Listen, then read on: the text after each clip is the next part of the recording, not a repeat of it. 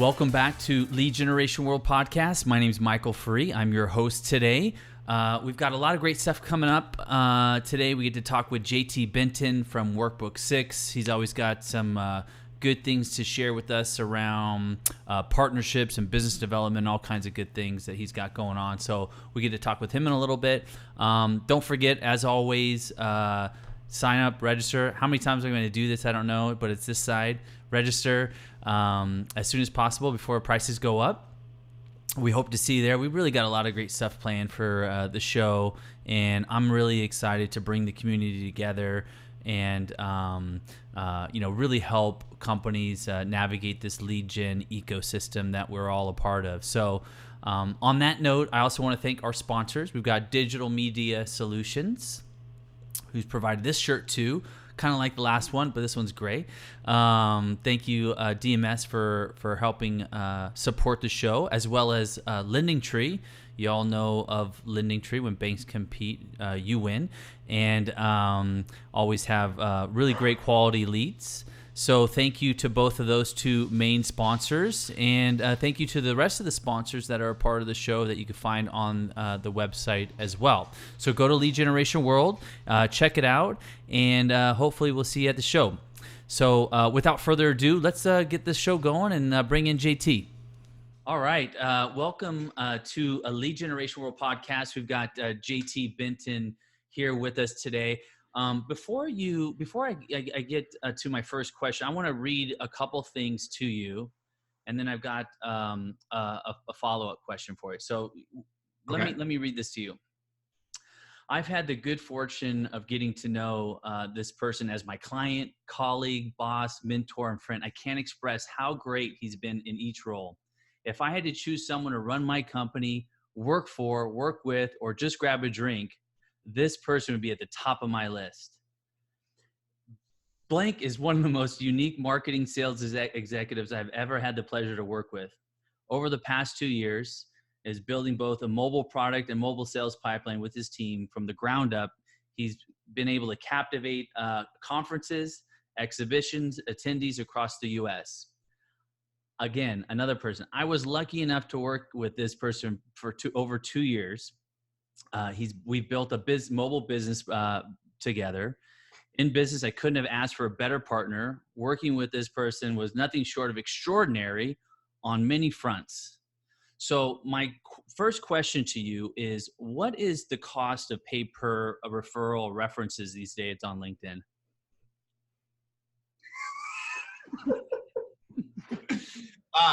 My mom wrote all those. I didn't know there was such a market for those, I mean, what is it $20 a referral, a recommendation? Never paid for reviews. That is an unscrupulous activity. Yeah, very kind. I'm assuming LinkedIn. Yeah, those are really great. And I think well deserved, frankly, JT. So, tell me a little bit about, building up this, these recommendations in a serious way. You started out working on the mobile side of things, right? Tell me a little bit about how where you kind of got your start in the in your professional career. Sure. Yeah. First of all, thank you. I that's a hell of a way to welcome somebody to your podcast. Are my ears red? My ears get red when I blush. And to the people that wrote those nice notes, I'm very thankful. I didn't pay them. It just says it says John Doe, but in any event, Smith. They're very, very general names. It's very odd, but yeah. All right. So my start in business, my story in business, I've been in the lead gen / performance marketing / customer acquisition space for a little over a decade. Came to it from the real estate industry, where I was trained to be a sales leader and a marketing leader by some incredible mentors who are still kind of with me today. A guy named Shane Jessup was really instrumental in helping me kind of understand how to work with people and how to discover what they're looking for and align a sales process to being a win for them. A guy named Jim Grogan, who was the CEO of one of the companies I worked for called Loretto Bay, who kind of taught me to really enjoy and thrive in front of people. And just dozens of customers who helped me evolve in that area. So making the jump from B2C to B2B was in terms of working with enterprises versus consumers, was a pretty natural one for me because I had a lot of really good training. Got into the performance marketing space when the real estate market began to really kind of plummet, and I knew that I needed to do something else to kind of keep my family fed and flourishing. And over that period of time, I just have been really lucky to work with incredible people who helped me develop and gave me kind of the opportunity to develop, and also encouraged me to be an entrepreneur, right? It's weird when you have a boss who tells you, that you should be running your own company, but a few times in my life that's happened. And, I point to guys like Sean Fenlon and others who I know has been on your show for sort of helping me evolve to that place. Everything I focused on in my career so far has just really been about trying to align the interests of all of the kind of major stakeholders to customer acquisition. So brands serving customers and vendors being treated more like partners, and making sure all those interests align, because I kind of believe that if they're not aligned, you might make some money quickly, right? You might have great margins for a short period of time, but it's not going to last. Mm-hmm. And it's really hard work. So you may as well, enact things that last. And so when I started this company, that was really what it was all about, was being a force of good to bring partnerships together that could really last and help everybody involved flourish. Yeah. Well, before we get there, you had you spent some time sort of in the mobile marketing arena, and my guess, you started your own company there mm-hmm. for a little bit with regards to mobile leads, and my guess is that wasn't your initial entrance into mobile. But tell me a little bit about your experience, where what drove you to that part of your career where you were so focused on mobile. That's a great opportunity to say something. My work in mobile wasn't actually originally my idea. It was sort of a group idea. And two guys who I haven't given enough credit to kind of publicly were kind of central to that. Frank Healy and Eric Flotman at Higher Ed Growth. We were running a non-mobile, a desktop kind of primarily lead gen business in the education space. And we had a client that had stood up a campaign that wanted to drive inbound mobile phone calls. We worked with that client briefly and saw the opportunity, and between Frank, Eric, and myself, saw fit to kick off a company called Mobile Leads, and I was fortunate enough to be asked to lead that company. It was a pretty short-lived run. I think that in retrospect, I was probably not quite prepared for leading a startup from a capital perspective, personal capital perspective. And so it wasn't long at all before I went to Double Positive and built out a mobile business as an employee, as an executive, mm-hmm. With greater resources. When I got there, I hired Brett Kaufman to become our head of kind of the supply side of that. And I found my kind of business partner for life, right? I found a guy that I can work with for a long, long time. Brett's my partner at Ep.6 now. He's our COO.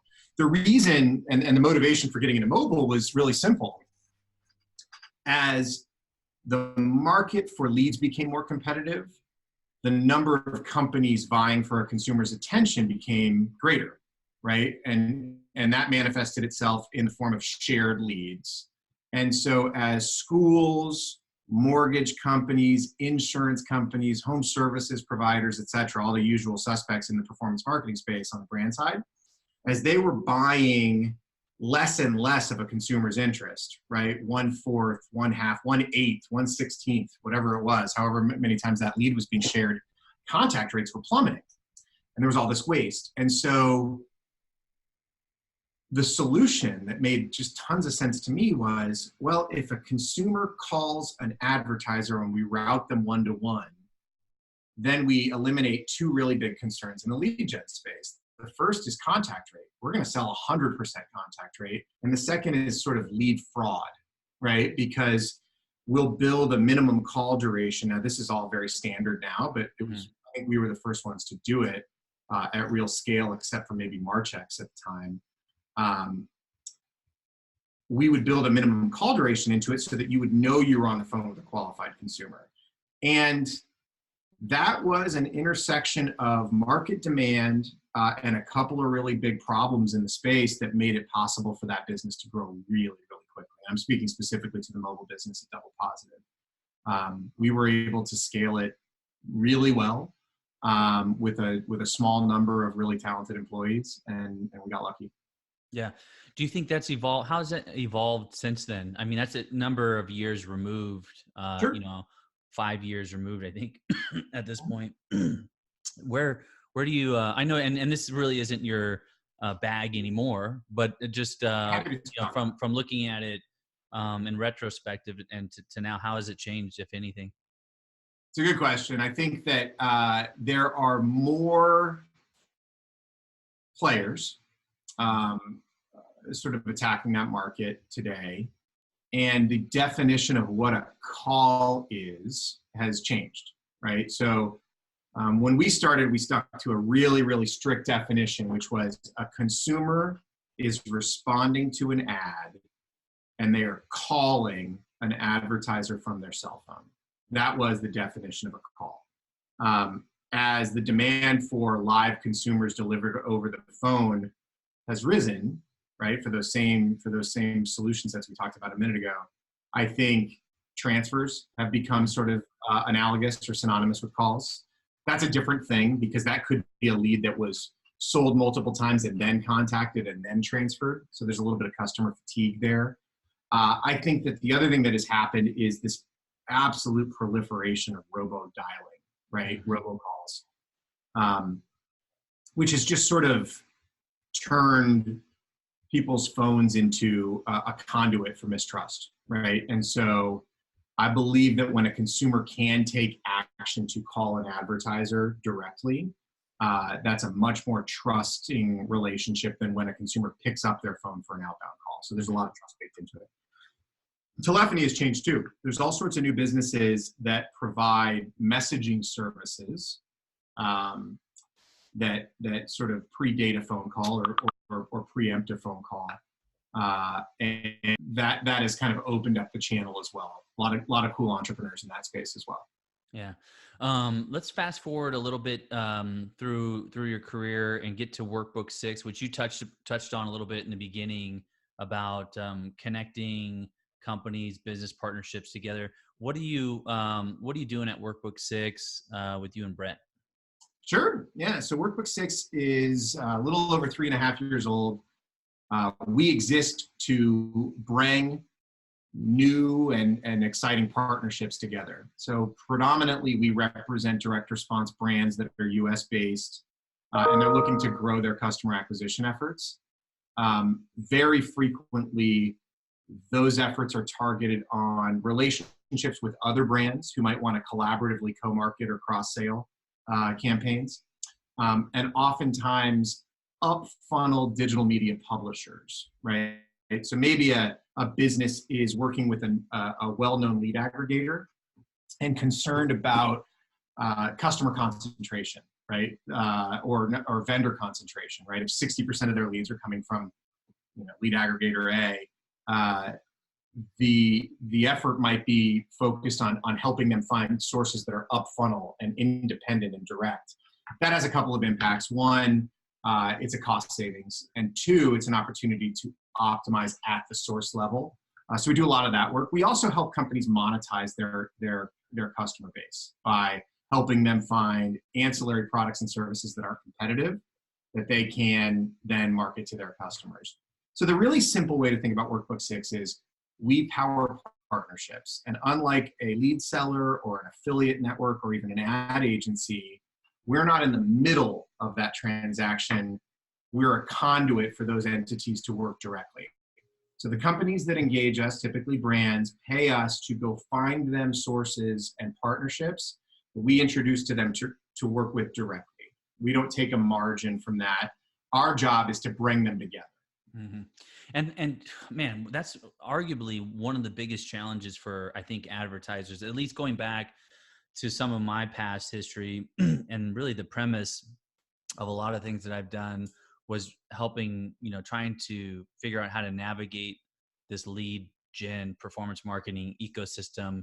And obviously you're going beyond that ecosystem, but in general, it can be tough to figure out, who to work with, who not to work with. And that's not, I don't think that's necessarily what you're doing, but how do you connect and partner with companies is not an easy task to do when you're isolated in a, building on the corner of Fifth and whatever, and trying to find companies and just cold outreach. You really need a partner or to have a resource to connect the dots. Yeah, I agree. I buy I buy into that logic. That's why we started a company. I think that one of the things that we sometimes fight against is people thinking that they're outsourcing business development or outsourcing partnership marketing to us. Not the case at all. What I believe is it's a really vast ecosystem that is dynamic and changing. Mm-hmm. Right? I mean, one of the things that I've commented on over time is within the lead generation space, sometimes 3 months will pass and you'll see an old friend and they have a new business card, and they're doing similar work, but they're doing it in a different place and they're doing it in a different way. This is an unbelievably transactional and dynamic ecosystem. What a company did yesterday may be different from what it's doing today, and as such, their traffic may change or their lead quality may change. We are sort of a tuning fork to that world, right? We are in constant communication, doing dozens of commercial transactions for our clients or leading them to do transactions on a monthly basis, and warehousing the results of that work, right? What is successful and what isn't successful, because a big part of our compensation is tied to the success of the work that we do, right? Or the work that these partnerships bring about. So we have assembled a really nice knowledge base that is constantly being updated about what's going on in the marketplace, which is great, right? It's a utility that we love to be able to bring forward, and it's a huge part of our value proposition. Because, and I guess the last point on this is, let's face it, there are a lot of companies out there and a lot of representation of companies out there who tell a better story than the facts actually represent, right? And so it's in part our job to wade through all that stuff and bring reputable businesses forward. Yeah. So we've got the pleasure of hosting you at Lead Generation World in Denver in January. You're going to be talking and presenting at the show. Tell us a little bit about what you're going to be presenting on. Sure. First, though, I just want to thank you for inviting me to join, and also for having the guts to introduce what I think the industry really needs, which is an important new sort of event or intersection for us all to come around. Before I answer, can you tell me kind of just, no one's ever gotten to interview you on this podcast. Can you give us the elevator story of Lead Gen World for your viewers? Yeah, sure. So the elevator pitch, is that what you're looking for? I just want to hear the story. First of all, I want to get you off guard and have you start answering some questions. All right. Well, I think it goes back. I think the story probably, and I'll try to keep this short because this could be a long question or a long answer here. 15 years ago, I started out as a lead buyer working for a mortgage company, buying hundreds of leads a day.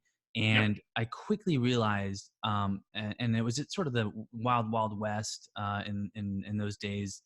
Hundreds of guys selling mortgage leads, saying the same exact thing, which was, "Oh, these are all organic, SEO driven leads, blah blah blah. These are awesome and they're all great."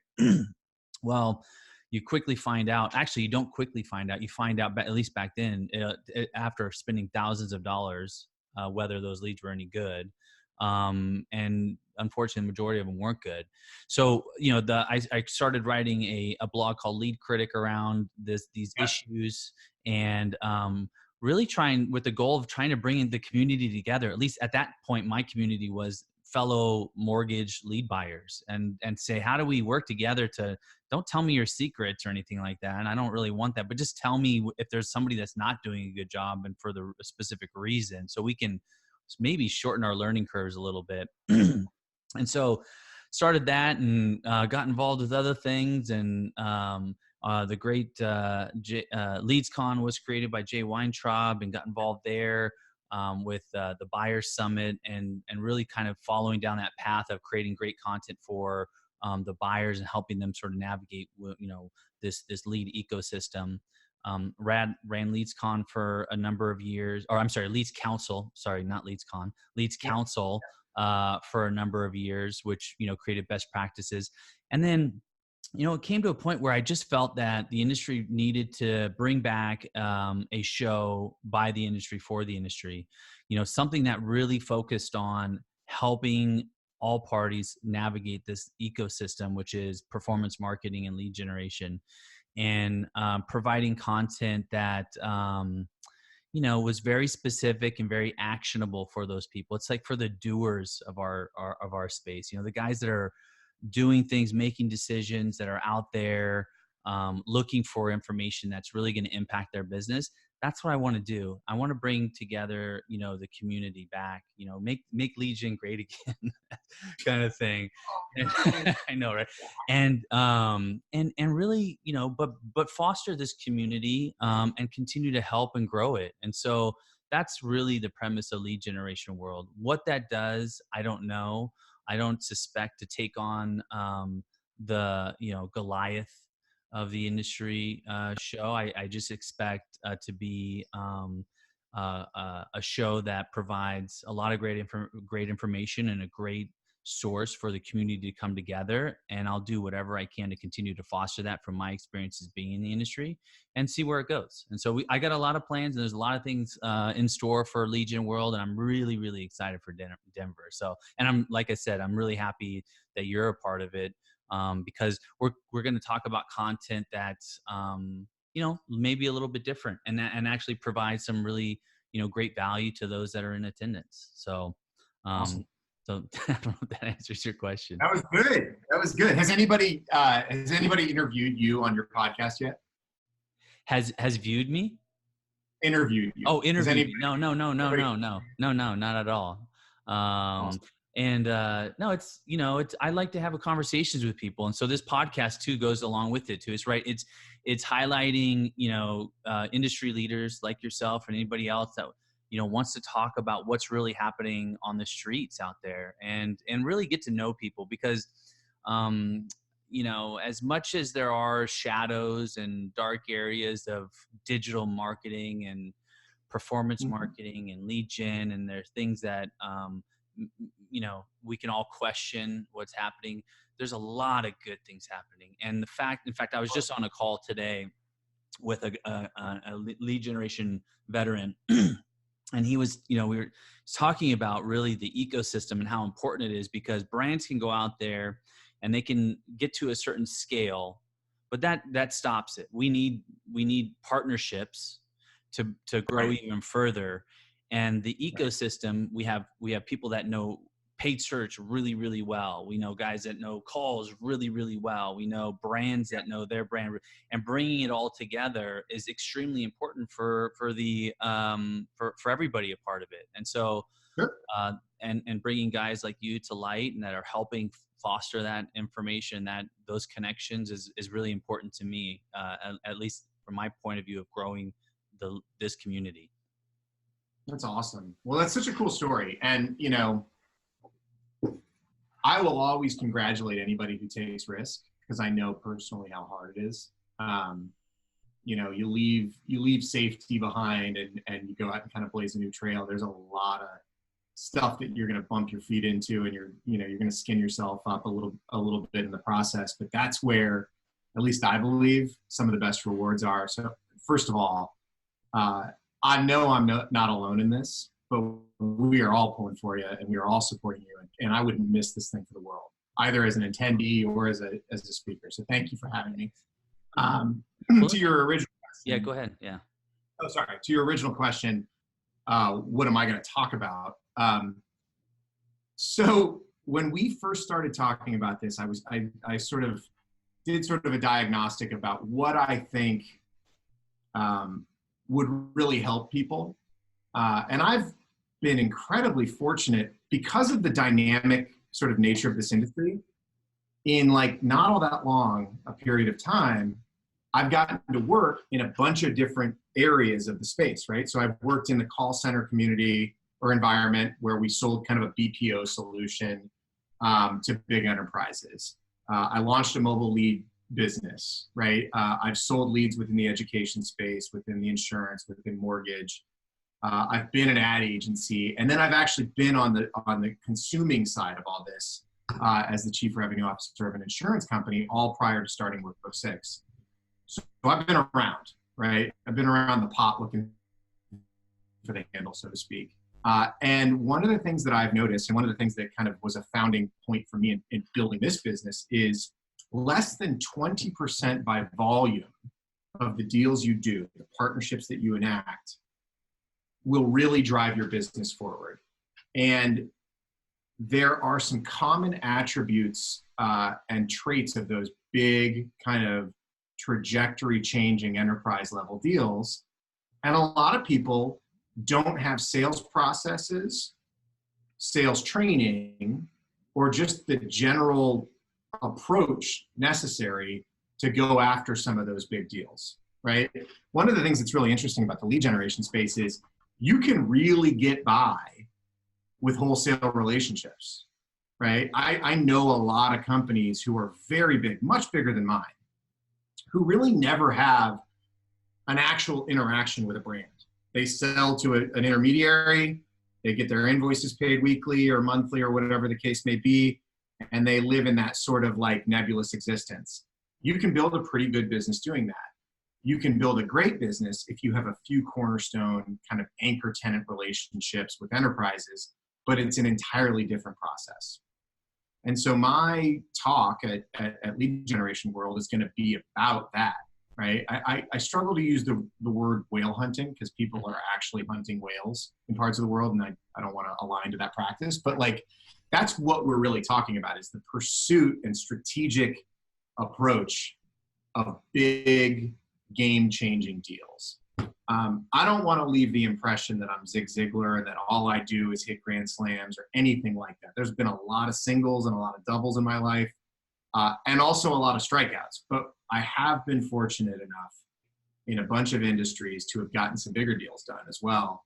And so I figured, what a way to help, right? Than to share some of that experience. So we're going to get into, how you build out your pipeline, how you plan for the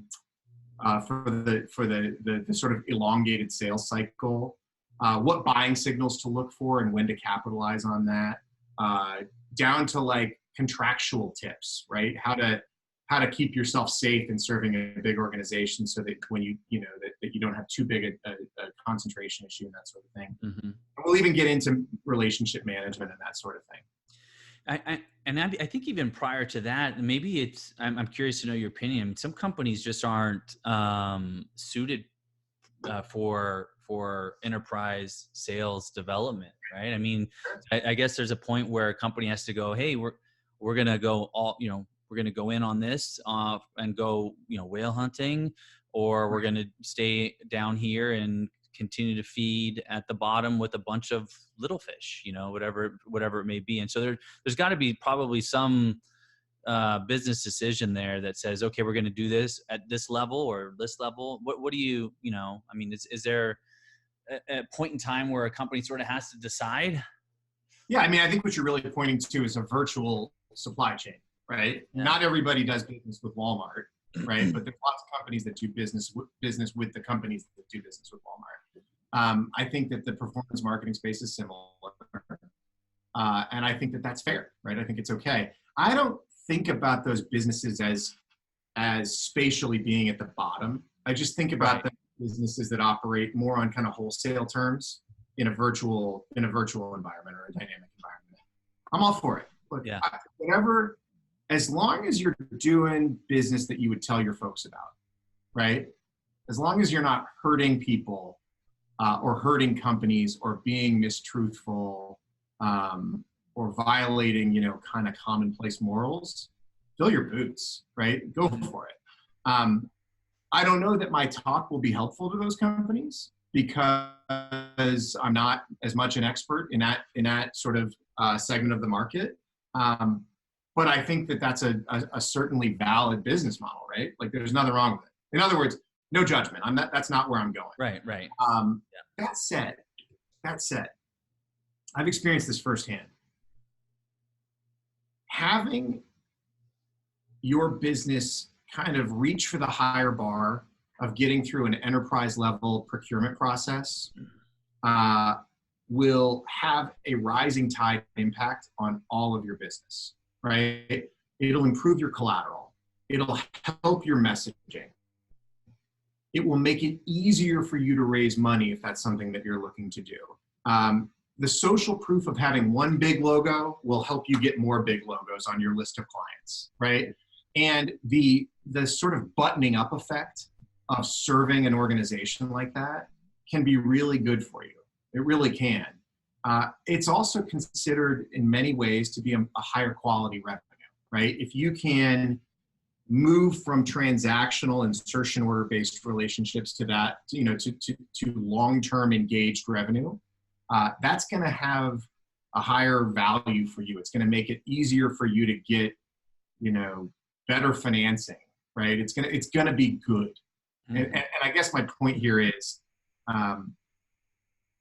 it's not impossible. It feels impossible for lots of companies in this category, but it's not impossible. You just have to approach it differently. And to the extent that I can be helpful with that, I'd love to be. Yeah, no, that's great. I'm excited to hear it. Just to take a little veer to the right a little bit. When we're talking about sort of B2B sales, LinkedIn seems in the last number of years, maybe, I don't know, 3 or 4 years, but it seems like in the last couple of years has been really a tool that's been exploited a lot. Yeah. For good or bad, for B2B sales. What's your whole take on the trend of utilizing LinkedIn and for business development purposes? Well, listen, I think to the right of my camera, LinkedIn is open, right? Yeah.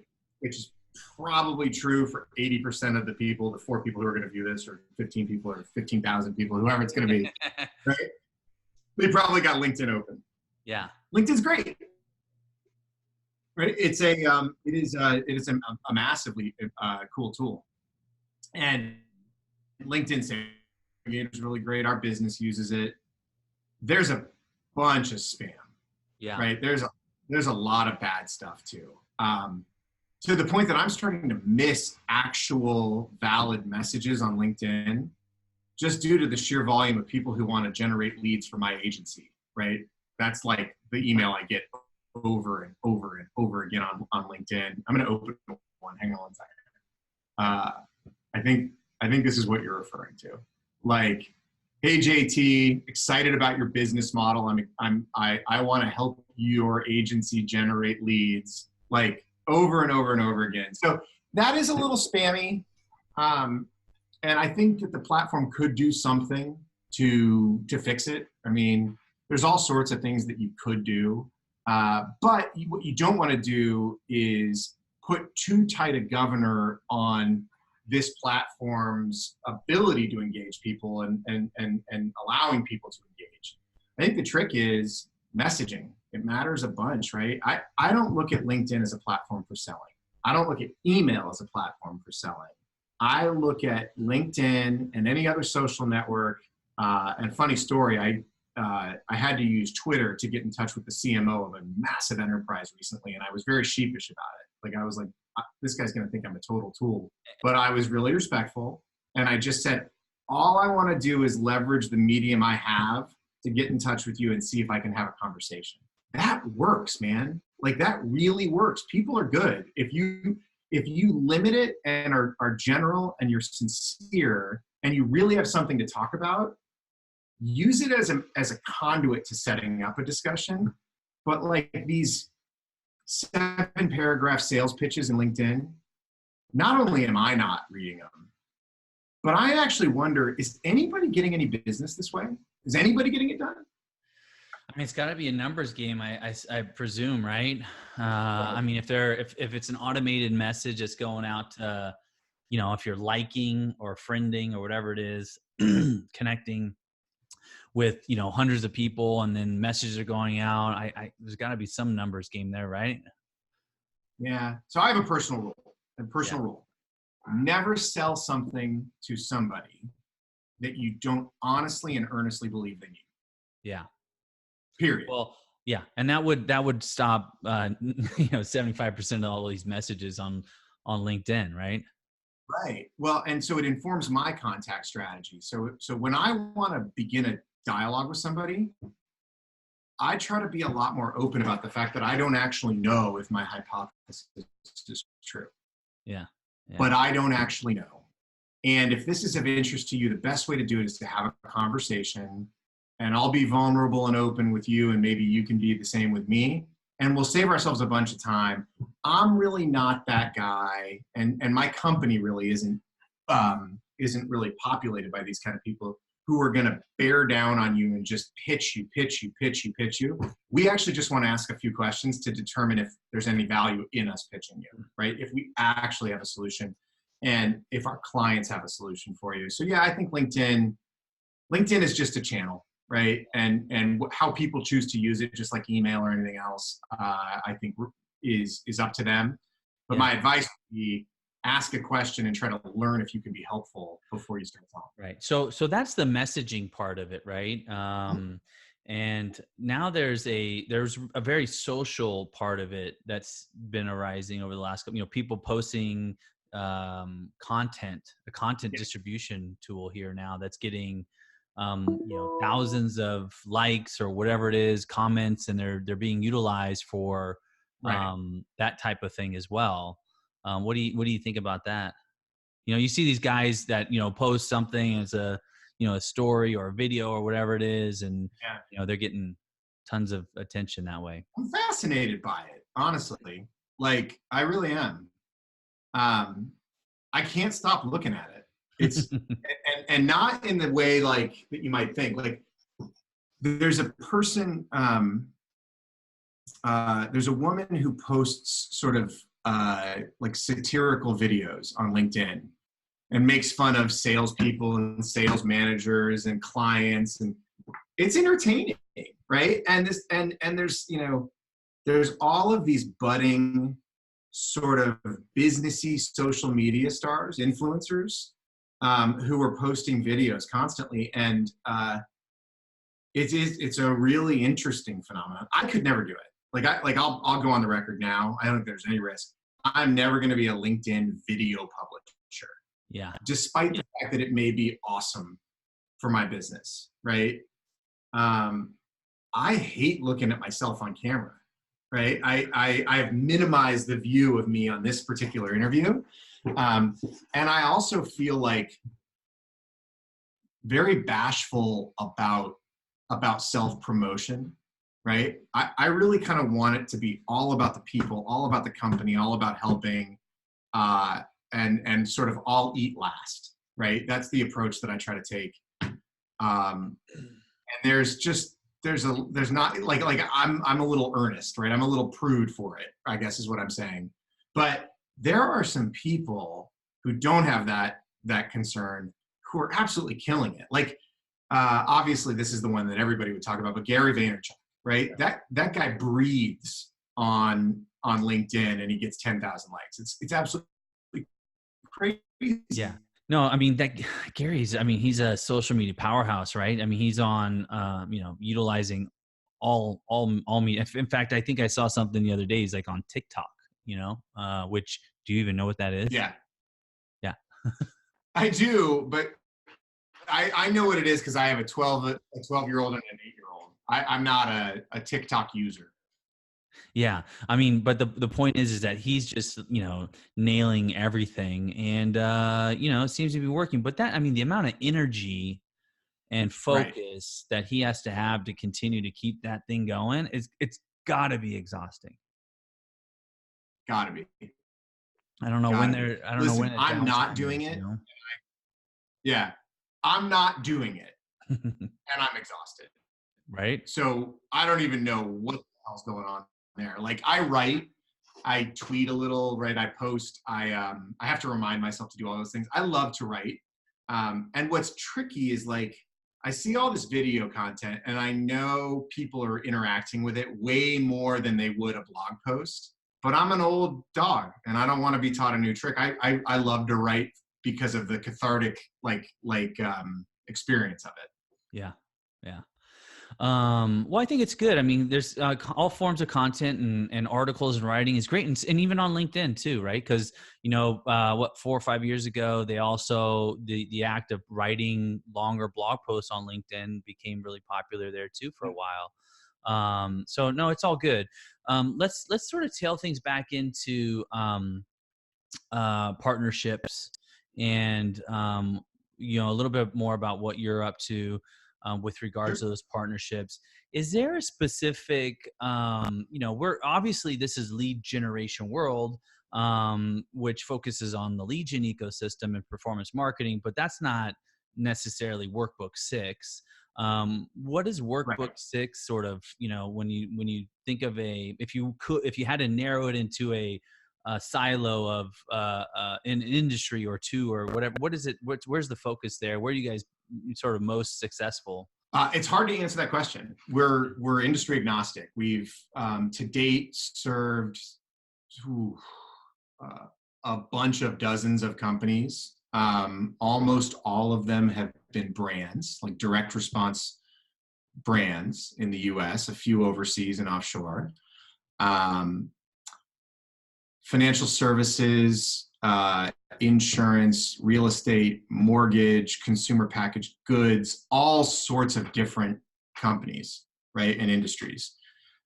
In fact, we often will bring parties from different industries together to market to one another's customers. Here's what we're good at. We help our clients get more customers at an appropriate cost without any of the obfuscation that you would see, right? Everything is entirely transparent, and every relationship that we power is direct between the source of those consumers and the recipient of those consumers, right? So the areas where we're really successful are with companies who are really trying to grow their acquisition efforts or their partnership efforts, and they really need help kind of forging those relationships. To date, we've seen that work in a bunch of different categories, and so we try to stay industry agnostic. We think that's a huge part of our value, right? If we only worked in mortgage, or we only worked in insurance, or we only worked in each of these areas, it'd be a nice little niche business. It'd probably be a lifestyle business, but we've got a higher calling than that. We're really trying to go well beyond the idea of a business development consultancy and actually create an ecosystem of businesses and industries that are looking to partner with one another, consisting of hundreds or thousands of organizations over time. We've built technology, in fact, to kind of help with that process. It's only for our internal use. It's called Perennial. It's our CRM system. But basically, we're evaluating and monitoring thousands of companies across dozens of industries every day. We're all over the place. But the thing we do is help our clients get more customers. What are you monitoring them for? A lot of things, right? I want to know commercially what they're up to. I want to know what their press release history looks like. I want to have a good view of their social media. Mhm. I'm monitoring mentions of their organization from a net promoter score or consumer sort of validation, social proof perspective. And I'm looking for examples of what they're up to from a partnership perspective, because that might inform an opportunity for one of my clients. So for example, if the National Association of Left-Handed Ornithologists has just formed uh, a health insurance partnership serving the under 65 community, I might have a great client on the over 65 community that I might want to bring in, right? If I find out that a major military organization is nearing the end of its tenure with a bank, right, as their official partner, I might want to bring one of my clients in to displace that. And so that intel gathering is so critical to what we do, and it's a big part of the value we bring to our clients, right? Today we discovered that a couple of the business development targets for one of our clients were actually competitors, right? They didn't know that, right? So we're gonna be able to give them that information by way of our system and the information that we're able to gather. Yeah, that's great. I love it because I have a weird, maybe a bigger view of business development, lead gen, and how it sort of all plays together. But you've got the old school sort of lead gen, which is some company over here generating marketing, creating a data lead and turning it, selling it for a number, and then, that's evolved to click styles, all sorts of different things. But when it comes to the goal of lead gen, it's all around driving sales and new business. You guys it's not, you don't call it lead gen, and I wouldn't call it lead gen either. But I think it's an interesting way for businesses to continue to grow their business, which has an overlap of what the whole goal of driving leads or driving business or prospects or whatever you want to call those things to your business.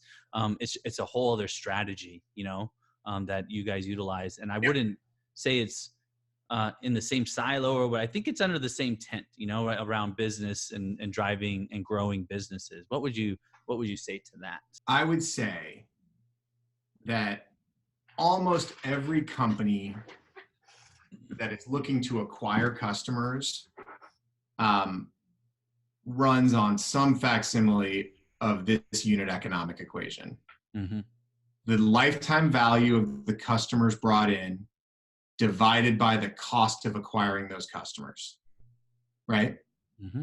So whether those customers showed up on a tour bus, right, or through a lead form, or by sending smoke signals, right, they enter that company's bloodstream, typically through their call center or through some sort of e-commerce funnel, and then at a cost, right? And they stick around for a period of time, which represents their revenue value, their lifetime value. However you bring those customers forward, at the end of the day, you're sort of in the business of procuring customers or procuring the components of a customer for a company, and you're going to be judged based on the cost of those customers as opposed, or as referenced against the revenue that they generate. Yep. We're all in that business. That's what unites us all. Okay. What's different about my business is I think it's really important for companies to have proprietary moated relationships that they own as part of their customer acquisition funnel. And there's nothing proprietary about your relationship with Google or with Facebook or with a major lead seller. You are every day going to be pitted up against your most desperate or well-funded competitor, sometimes both, right? And that's one way to feed your sales organization, but it is wrought with disruption and it's very dynamic. And so our clients feel like they owe it to themselves to build out proprietary channels of new customers that are an augmentation or are a portion of their portfolio that's just different from that stuff, right? We don't judge the lead gen space. We've worked with a lot of tremendous companies in the lead gen space, and we kind of see ourselves as being part of it in that broader definition of acquiring customers that persist, right? It's just we take a different approach, and certainly a harder approach, right? It's much easier to acquire customers by calling lead sellers and saying, hey, I'll buy these and I'll call them, than it is to go stand up, direct one-to-one relationships. But we're playing the long game here. And so are our clients, right? And that is that they will have some insulation from that hyper-competitive market. And they might even get some better customers from it. Yep. I love it. And if anybody wants to play the long game with you, they just reach out to you at workbook6.com or JT at workbook6.com. That's me, JT at workbook6.com. Or grab me at Lead Gen World. Even better, right? Let's have a conversation. We'd be thrilled to help. For lots of folks who reach out to us, they end up being able to grow as part of our ecosystem incredibly easily. And on the brand and enterprise side, we're very careful about that growth because it's a reflection of who we are and a representation of who we are. But always happy to chat with folks who are interested in discussing it. Great. Well, thanks for joining me today. It's always fun, and I love chatting it up with you, talking a little shop. Hopefully we'll do it again, maybe a little bit closer to the show, and we can hone in on what you'll be talking about again and see if there's been any changes and go from there. Mike, thank you so much, and congrats on launching Lead Gen World. I can't wait to be there, man. Awesome. Thanks, JT. Take care.